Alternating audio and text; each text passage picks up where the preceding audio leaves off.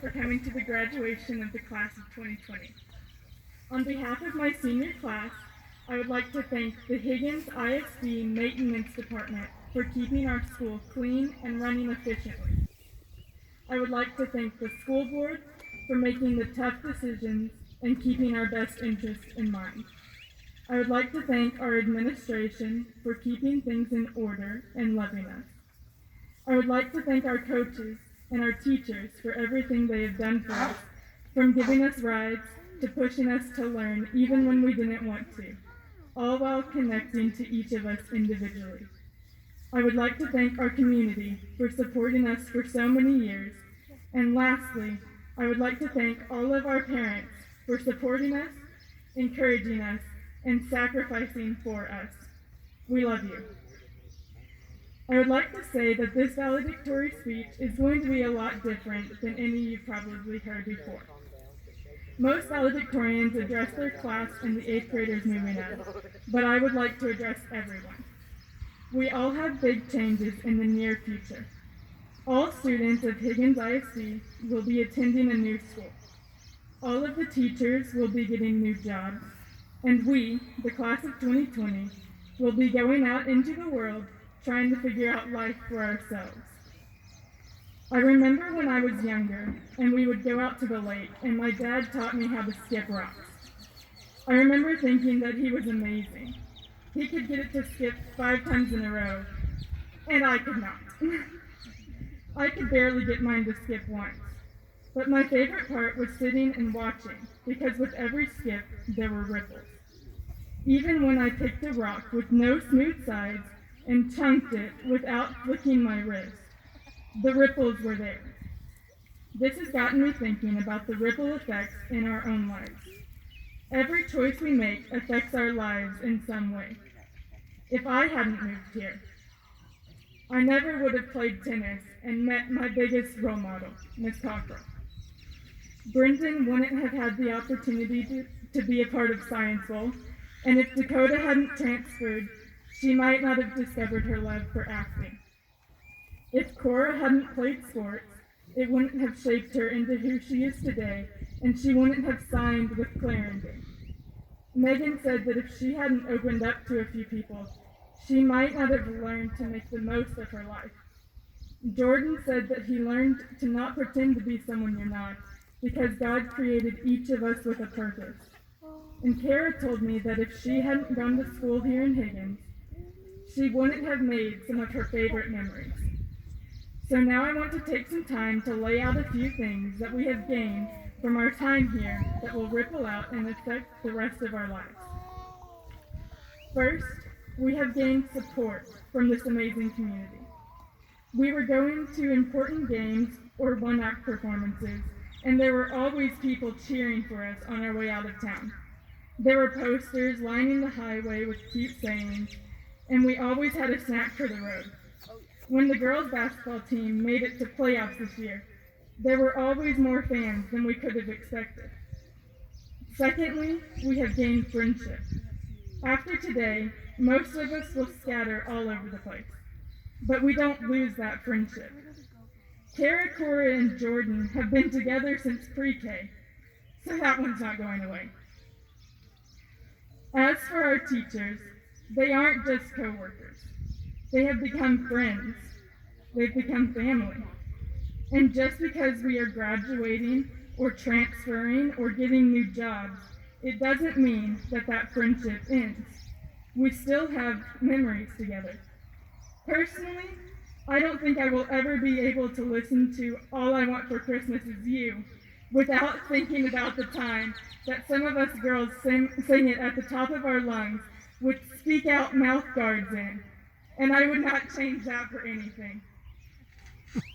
Third, we have gained a feeling of success and accomplishment, as we should. There were big things, like the girls' basketball team reaching our goals of going undefeated in our district and winning the gold ball and making it farther in the playoffs than we have in a long time. Or the boys' last home game, when they beat Follett 3-on-5. Yes.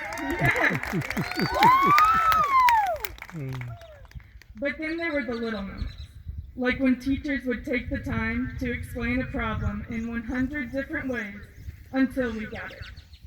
I have always been a math kid. It comes easily, I understand the steps, and I enjoy it, but for some reason, physics was not my thing. I would stare at a problem forever, not knowing where in the world to even start. But Miss A would explain it again, and again, and again, until something finally clicked. Miss Piper would run one scene over and over for 45 minutes, and there were times that we didn't understand why, especially when we weren't in the scene, and just wondering when we got to go back on stage.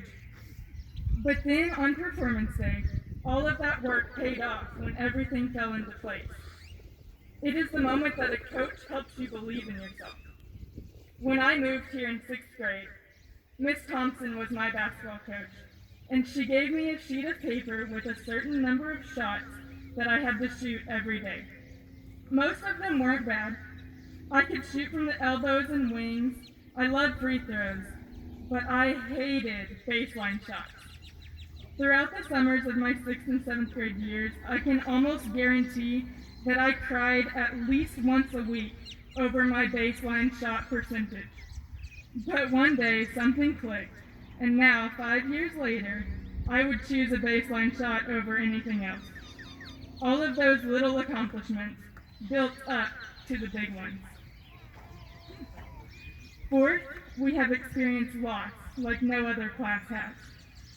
For 12 years, we go to school and everything leads up to the last few months of senior year.